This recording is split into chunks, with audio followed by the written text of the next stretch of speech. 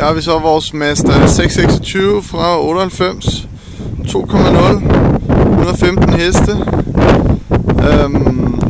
Ja, lad os lige se på den.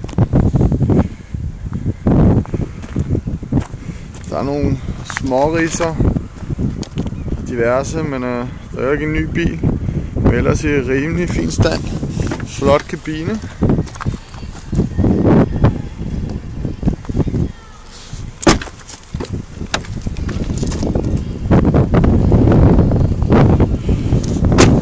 Så har den nogle bitte små bobler hernede. Og nogle enkelte der. Og der. Men det er et småtingsafdeling. Og en udstødning, komplet udstødning. Der er knappe, cirka et år gammel. Til 12.000. Ja.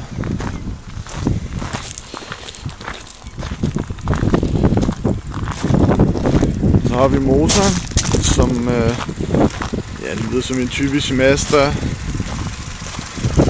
motor.